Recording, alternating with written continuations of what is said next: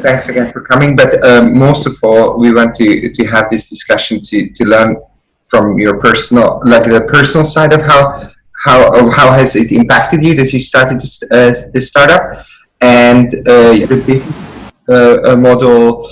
Tell us a bit more about, so we can learn from you, essentially. Exactly, and I think to that point, we want to keep it informal in the sense that we obviously hear from you guys and get the real substance about, you know, this amazing company that you've created, but we also just kind of want to have a dialogue because we want to tap into, you know, getting to really peel back the layers of a founder or an entrepreneur and hear about the ups, the downs, the inspirations, and just kind of the overall journey that you guys have taken until this point. So with that, if you don't mind me asking, how do you guys know each other? How was it go? How long have you been waiting to deliver that one? This week. No, but on a more serious note, maybe you guys can just tell us a little bit about yourselves, and we'll kind of take it from there, and then we'll jump into, you know, Navana Tech. But yeah. Yeah, sure.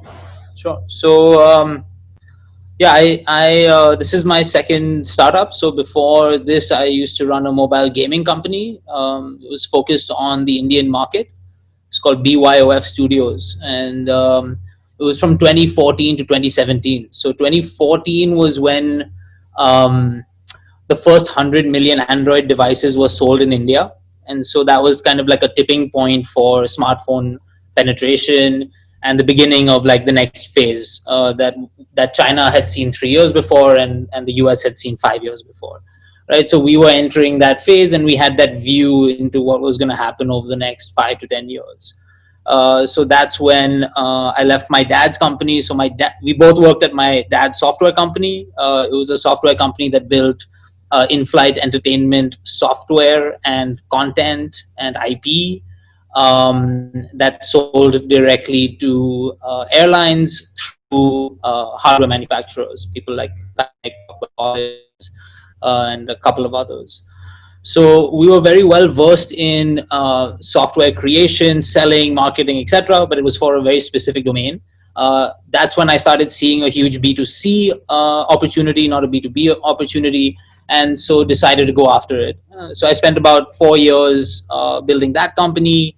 We released about 12 products and got featured on the app stores and got a lot of downloads and all of that stuff.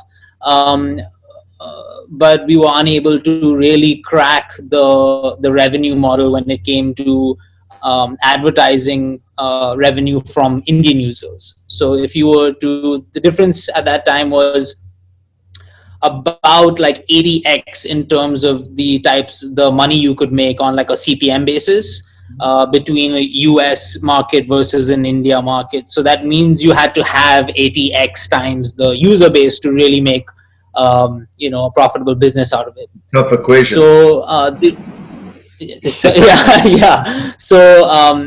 So what came out of the 4 years of building product for the Indian market was very interesting insights around user behavior. So over the course of the 4 years, you started seeing usage move from core metro cities outwards to semi-urban and rural areas. And you started seeing very big differences I started seeing very big differences in user behavior between metro cities and non-metro city users. So very stark differences in retention rates, very stark differences in completing funnel completion flows. And we were tracking all of this data, right? Trying to tune the engine of the games and all of that stuff. So over the course of those 4 years, I realized that I started seeing through the data that there were big usability issues around 3 areas. One was text-dependent interfaces didn't work, right? People's literacies were lower outside of tier 1 cities. And at that time, the understanding that people have now of this next billion users segment was not there. It was not formalized. There was not enough thought around it. And I was experiencing it as people were building these theories or theses around this, right? So one was around text dependence. If you had to read to go through the process or to go through the application or the game, You would see big drop-offs in non-tier 1 cities, but you would see, just fine in tier 1, right? But not even if it was part of the critical flow. If your screen that you land on is crowded with text, they get this demographic gets very overwhelmed and just wants to exit, because rather than engaging with it and potentially making a decision that will lose them money or will, get a virus on their phone or do something that they would consider negative, they'd rather just deal with it in more physical, alternative. Yeah. So that was one area. The second area was really interesting. It was around iconography. So we were building games and we were looking for, the best practices, and the best practices were built up in the West, right? So best practices meant using designs from the West, using iconography from the West. And like the best example that is very illustrative is like a shopping cart icon for a checkout process. No one in a village, even a tier 2 city, has seen a shopping cart. They don't know what that is, and it's not an effective design shorthand, right? So like we were sticking all of these things all over the place, expecting them to understand what a trash can is, and like all of these things that we grew up with on PCs and then moved to Blackberries and then moved to smartphones. All of that stuff was not with these users. They came boom straight onto the smartphone. And we were building one of these best practices and just didn't work. So iconography was another one that could have been really helpful if done correctly, but it was not being done correctly and still is not done correctly. And then the third area was just around creating very complicated, what for us is not complicated, but for this user base is complicated, information architectures of the product. So if you have to go very deep, multiple layers into the thing and find your way back to the main menu, people will get lost and then leave. So my 4-year journey of building these games taught me these 3 things and, unearthed this very deep divide that was happening. In 2017 is when the mobile internet became ubiquitous in India, right? Reliance Jio released the internet, like 4G internet for free for a year. So, and smartphone prices were like $80, $70, now accessible. So all of the major blockers to widespread access, so infrastructure, so internet and mobile handsets were now demolished. And now the next problem was going to be the interface problem. How do you actually allow these users who now have access to all of these things gain access to the services that are not designed for them? So that was with the point at which both Jay and I left to go to Cornell Tech.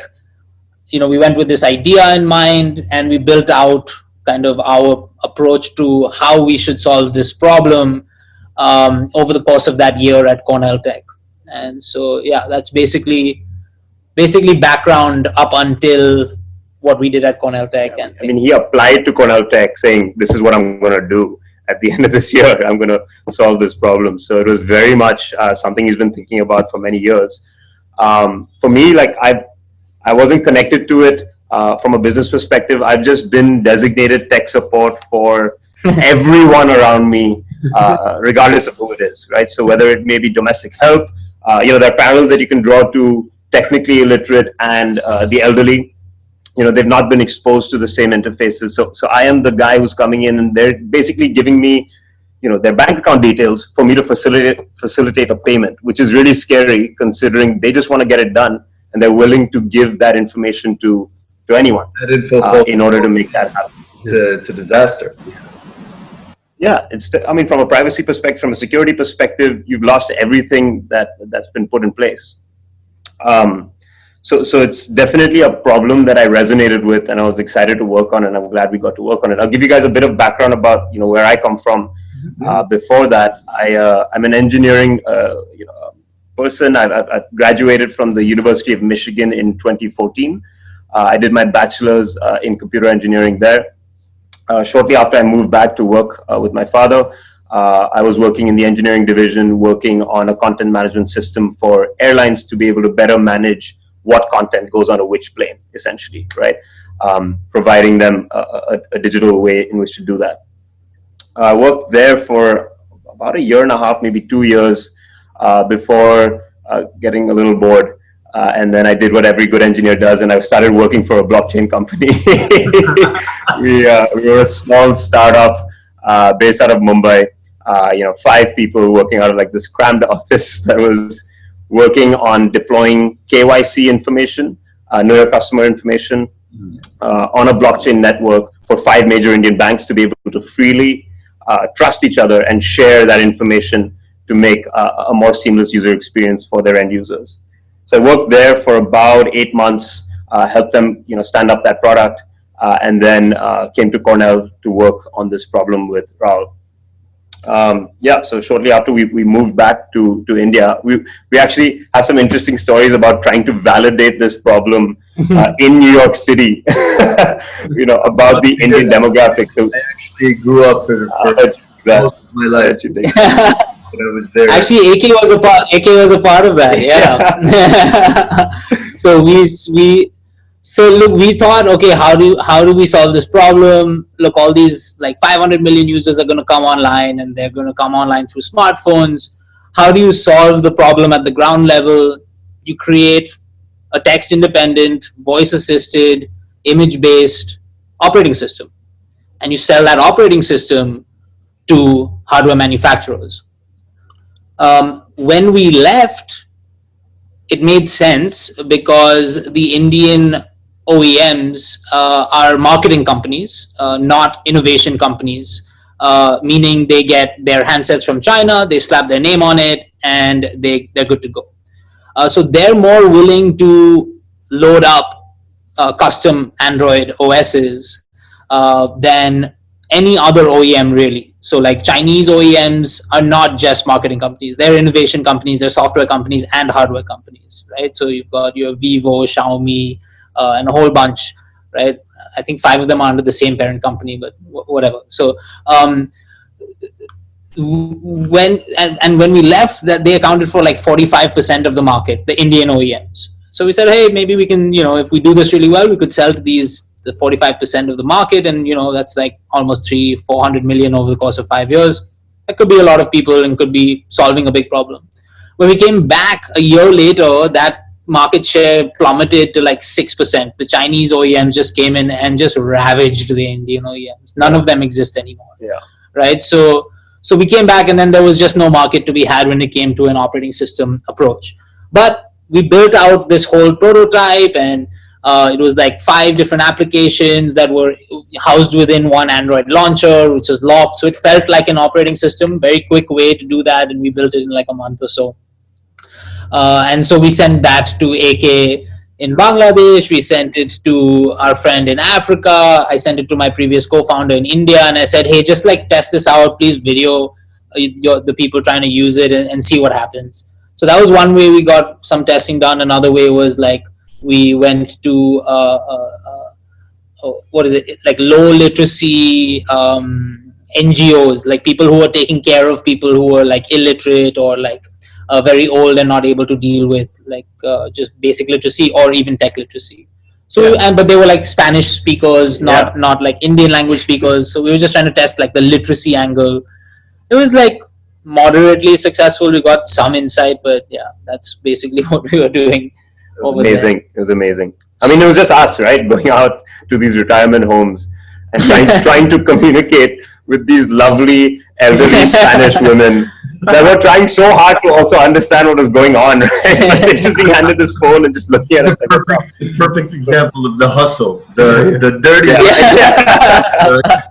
A lot of people overlook when it comes to entrepreneurship. Spanish retirement. That is a way for you to tell your oops, kids. Sorry about that. Some technical. All good. No, okay. So that's awesome. So now talking a little bit. I mean, unless you guys have more questions. Like no, I was just gonna ask basically like how you guys went about like building out your team, because now you have like 19 people, right? Almost. Yeah. Early stages, like what were you like? How was that process? Because voice recognition, these other aspects are not necessarily you guys' core competency, right? Obviously, you have an engineer, smart guy for sure. Yes. Process of building out this team, like what are the do's and don'ts? whatever insights you can share on that. Dude, it was so much fun. It was so much fun because, I mean, the what we're trying to solve involves so many different disciplines that you have to find literally completely opposite people, align them with the same mission, and then get them to have fun together. Which is exactly what has happened. When we first started, I mean, still the team is small enough where the major criteria to join the team is really aligning with the mission and understanding what we're trying to do and being excited about that. And then doesn't matter what you're asked to do, like, put your hand up and get it done. Yeah. And that's every single person we've hired is like that. Yeah. Yeah. I think the one thing that has just been amazing for us is that no matter what we're building or how we go to market or who our customers are, we know our mission is one thing: get the next billion users online, right? How do we get them online? And it's like such an exciting mission. And when we talk about it, people know that we mean it, right? And like, we're not going to just change tack like tomorrow based on whatever changes, right? So people feel that when they speak to us. And so the having a very clear mission is the most important thing that helped us find those unique gems of people who are fucking amazing at their job. Yeah. No, Yeah, Because if we can curse, then I want to curse too. yeah, sorry, I'll use that. Especially friends of AK, we speak as adds the exclamation mark. So yes. Go ahead. So, Dude, around culture, again, the do's and don'ts. Jay and I spend a lot of time when it comes to communication and decision making. Like I think we spend almost the equal amount of time building our team and the culture of the team as we do towards building the business. Like an equal 50-50. Like we literally spend that much time. So every decision we make, it's like, okay, how would this affect this individual, or how would this affect this team, or if we make this decision, how is this going to affect like the entire mood of the company, right? And that's like immediately after or with the business decision. So I think it also just requires a lot of care around that. Yeah. I mean, that's something that he kind of drilled into me quite early on, where he was just trying to explain this intangible value to an engineer. Which was, dude, fucking communication, man. Like, this has got to be better. I mean, initially I was like, dude, don't do sprints. I'm just going to stay up for 3 nights straight, and get this shit done. Like, I'm an engineer, man. I can get it done. Bullshit. Like, the communication was so critical. And I was fighting him for the first 2 months on it until he's like, yo, we're doing this now. And then like in this first week, I was like, all right, cool, you got it. Let's do it. Raoul, I'm sure that's a lot of lessons learned from the previous venture that you were involved in, the gaming company. It's like learn from, I don't want to say learn from mistakes, but learn from your past and refine, iterate, and get better. I'm sure, looking back, it was a priceless experience and has helped you kind of guide and establish what Navana Tech is all about. 100%, man. 100%. I think, it's literally the only way you can learn, because you experience every pain, and then that pain doesn't like go away. You know when you see the same mistake coming, you're like, I don't want to feel that again, bro. When I'm dragging you away from this, I don't care what you think. This guy's really bled product like for the last X number of years. So yes, absolutely. I think that's a big reason why VCs are always looking for people who have had previous experience running a company, whether it's failed or whether it's been successfully sold or not. I think that's a footnote because it is so invaluable, as you pointed out. I think you get, an element of thick skin and resilience, like if you've gone through it before, good or bad. It just kind of changes you and molds you. I have a few more questions regarding the product and the business. So, first of all, the relationship between you guys. brother, CEO, CTO. There's an old expression, you know, always be wary when you're going to be working with family. True or bullshit? Yeah. And more, how is the dynamic between you guys? I mean, you know, obviously, I think, you know, your titles kind of say it for themselves. But in the example earlier, we were talking about how every business decision is kind of made in a joint effort with thinking of like the broader scope and the broader team. Just how is it working with each other? Like the real version. Yeah. I'll give you the real version. Individually, should we build this part individually? Like dude, it is amazing, and it's not always been amazing, right? So it started off, older younger brother dynamic. You're trying to shed all that kind of personal baggage and trying to get into a business relationship with each other. One built on equal respect, one built where you can have a communication, disagree with each other, move forward, and build this baby together.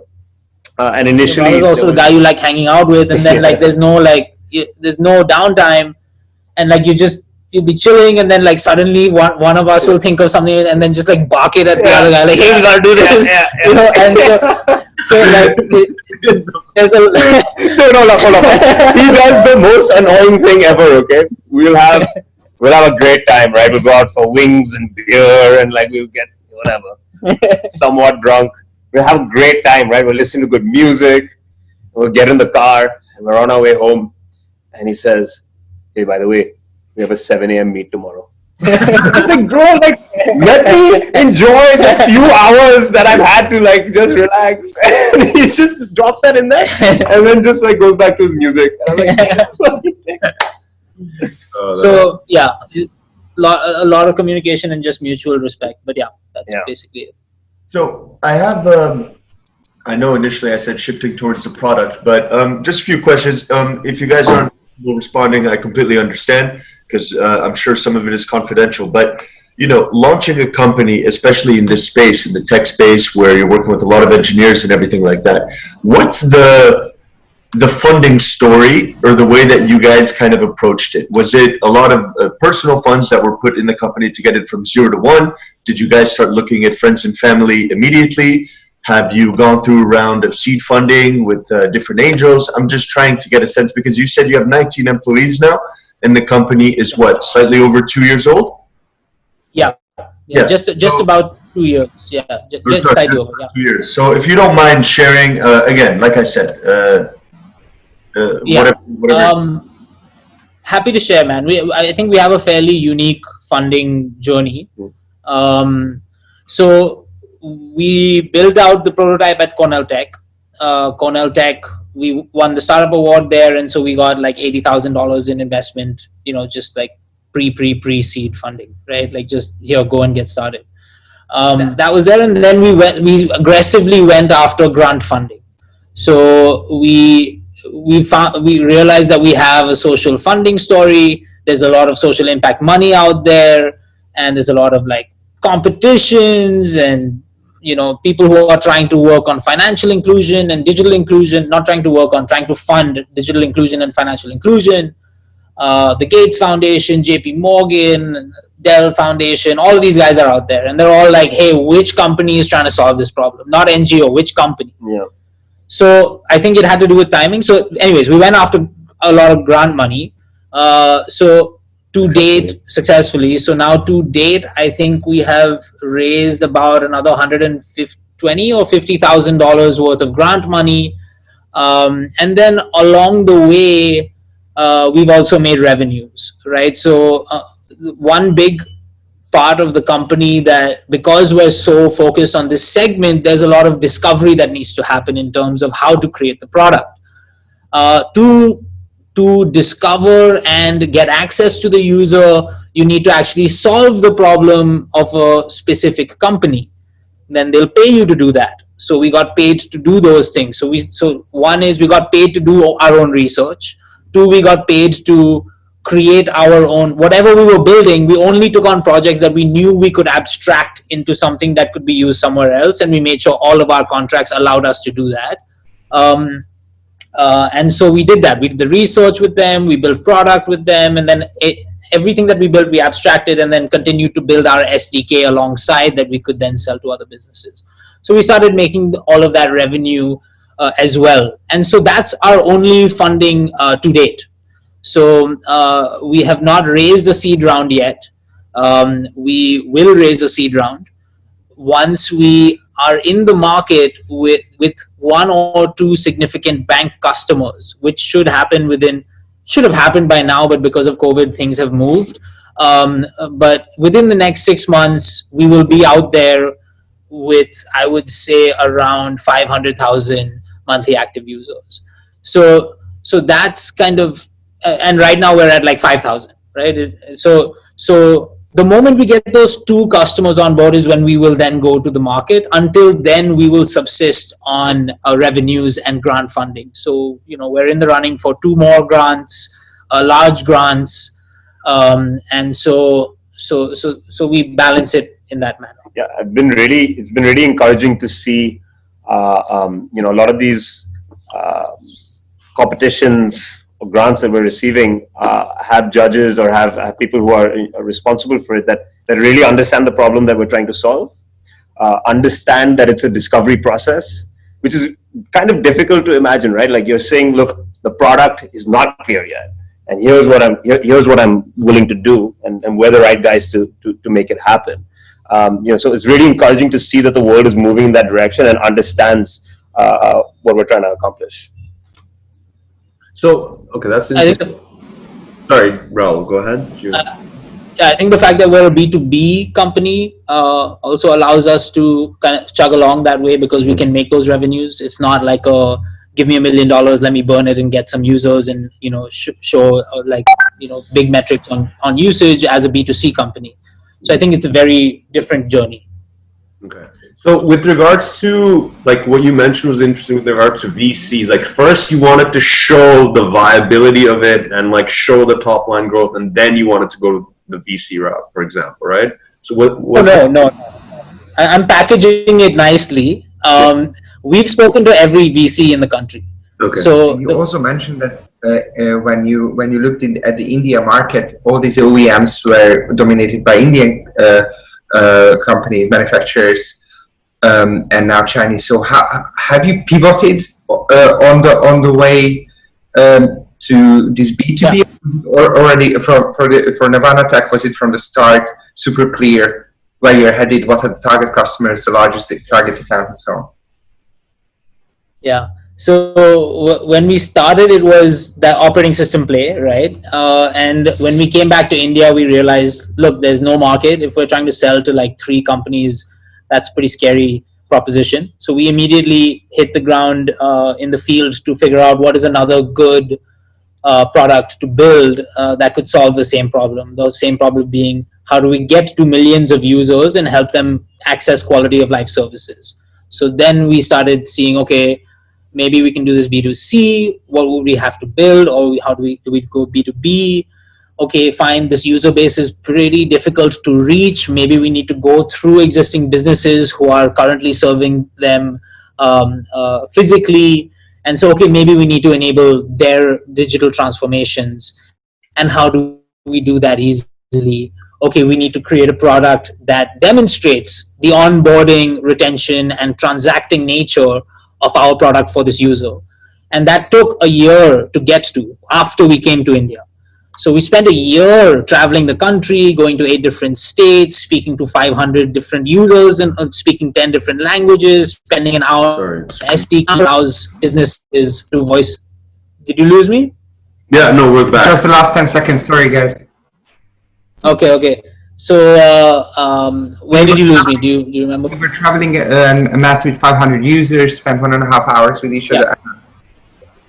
Yeah, and so then we created this SDK, which is basically a layer on top of existing apps that allows businesses to add voice capabilities to their existing apps, so that these users can just transact by speaking. So onboard themselves by the system speaking to them. Hey, press here to put in your username. You can find your username on your passbook that was given to you, whatever, when you signed up. and then your password and get in, and then send them to the voice bot. And the voice bot speaks to them, hey, ask me to do anything. And then they'll say something like, I want to, do my loan repayment. And then we respond in the local language and walk them through the loan repayment process. So that is now the product that we came to. We went through like three pivots to get to this product, right?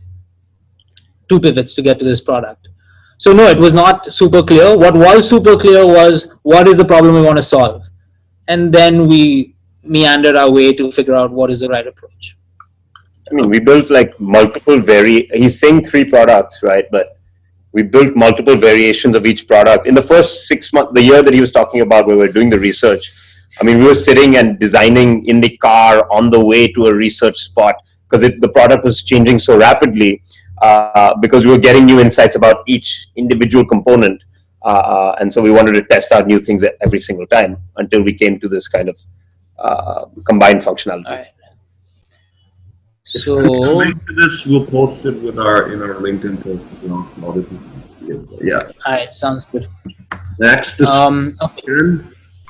So this is the application. Can you see it? Is it large enough or no? Yeah, just full screen it. Yeah, that's fine. Is it good? Yeah. All right, now I have full screen. Can you still see? Yeah. Okay. So this is the prototype that we built for this bank. And so here's what we're calling the contextual voice assistant. It basically speaks to users. And so this woman here is seeing this app for the first time, and it's speaking in her regional dialect, Kannada, and guiding her through the onboarding process. So you can just see here. That's it. That's the video.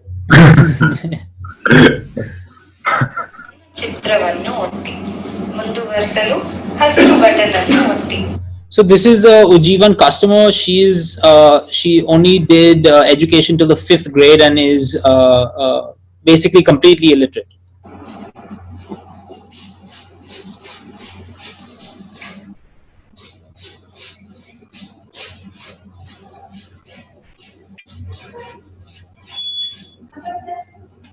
So did you see what happened there? Like, she came to the screen, she saw all this text, and she's like, dude, I have no idea what to do. This is like really scary. I don't know what to press. And what we put in there was, if there's like 5 seconds, what we saw was a lot of this behavior. And so if there was 5 seconds of inactivity on the screen, we prompt the user to press on the assistant. And so we showed that finger prompt, she pressed it. Go ahead, AK. No, exactly that. I saw like this thumb pointing thing. Yeah, exactly. And so now she's receiving instruction. ನೀವು ಈ ಆಪ್ನಲ್ಲಿ ಮೊದಲನೇ ಬಾರಿ ಭೇಟಿಯಾಗುವಾಗ ಸಂಖ್ಯೆ 1 ಒತ್ತಿ ನೋಂದಾಯಿಸಿ. ನೀವು ಆಪ್ನಲ್ಲಿ ನೋಂದಾಯಿಸಿದ್ದರೆ ಸಂಖ್ಯೆ 2 ಒತ್ತಿ ಲಾಗಿನ್ ಮಾಡಿ. So what you saw there was Okay. lockdown, bro. So what you saw there was, like, in the second part, that she received the first instruction and she's like, oh yeah, dude, number 1 is the button I need to press. But then the assistant started speaking to her again, and so she stopped, did not press 1, listened to the second full instruction, and then made a choice. So without this tech, the journey would have ended at the first screen and nothing would have happened, right? So that is the value proposition of the first product, and then the second product is the voice bot. But along with that, it's really around more intuitively understanding the screen.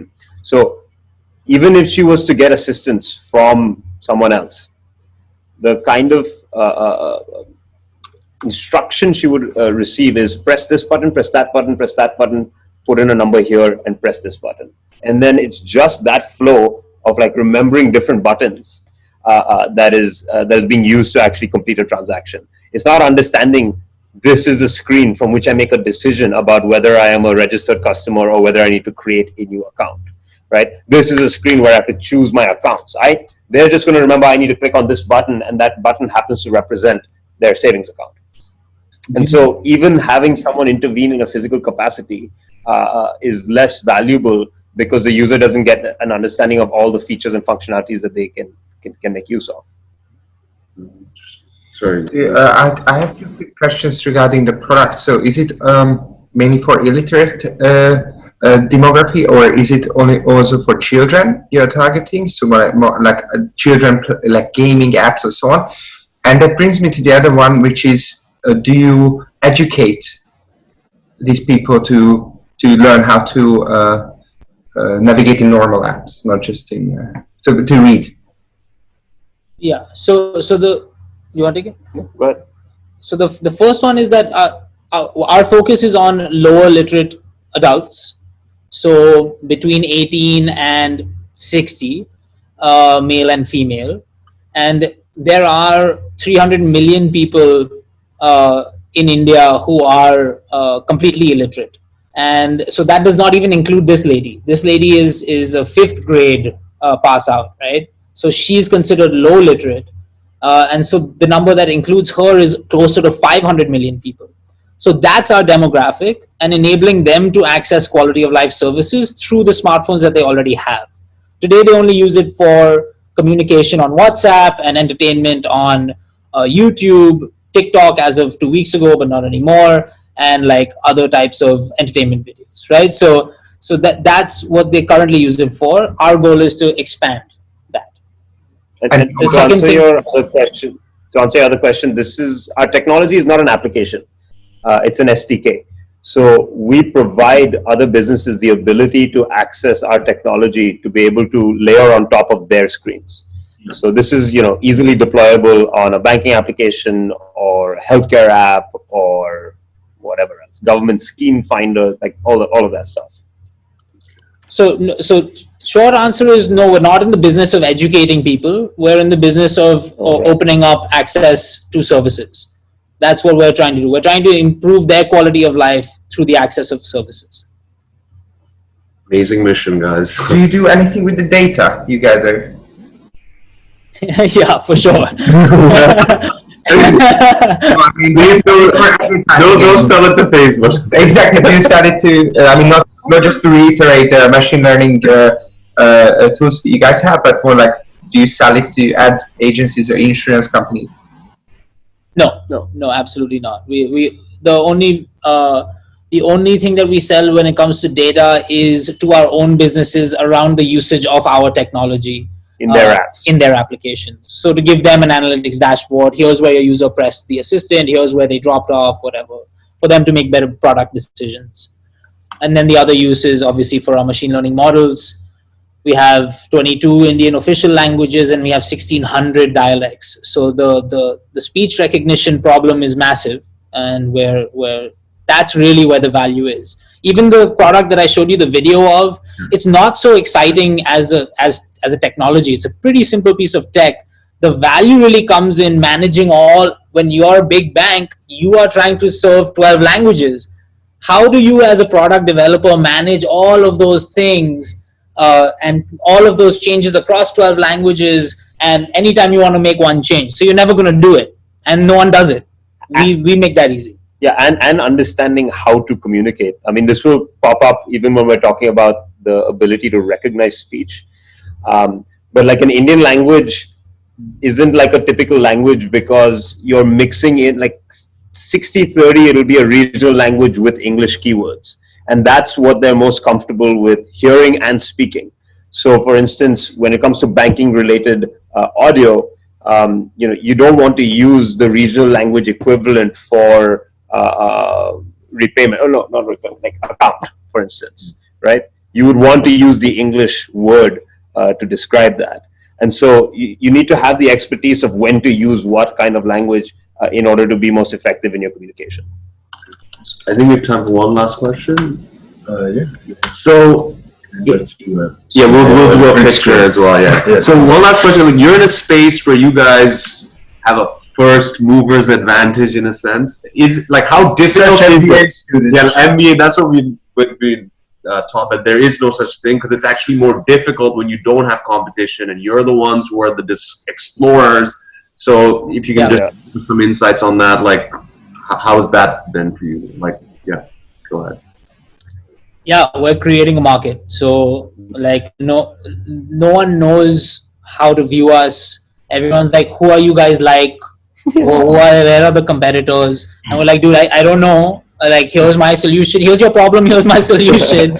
And they're like, oh, okay. Then like, what about your pricing? How do I know if your pricing is fine? So it's a whole. You're spending so much time educating the user that it's just insane. Like it's my main job, and I'm losing my mind just like speaking to these customers day in and day out, trying to educate them on like what is the product, why is the product, like showing them. I have to do stuff like this. I have to show them the videos of their customers using the product. I have to ask them, can I go meet your customers and show you what I mean? So it's like the first 5-6 customers, it's gonna be 8 months, 12 months long sales cycle just to convince them. First educate, then convince, then negotiate, and then deploy. So It's fucking fun for me. I have no, assumptions to build the product around. I'm just out there saying, okay, cool, this is right, let's go. Right? Like it's way better that way. So. yeah. So yes, first mover advantage, at least in this scenario, in this B2B scenario and our scenario, is exactly what you're saying. A lot of education and work. Fair enough. Thank you so much, guys. Like, we have the cap at the language. Really insightful stuff. Who knows? Maybe get you guys back on for an encore, because I think like you shared a lot of really interesting stuff. Absolutely. We'll also be sure to preview any content, obviously that we're going to prep and share for your approval and your. Yeah. So now let's just get a. Please, yeah. Smile on the little print screen. One, two, three. Look at the camera, guys. All right. One, two, three. Perfect. Perfect. Yeah. Thanks a lot, All guys. right. Yeah. See you soon. All right. See you guys. Yeah. Ciao, guys. Well done. It's easy. Thank you so much. Peace out.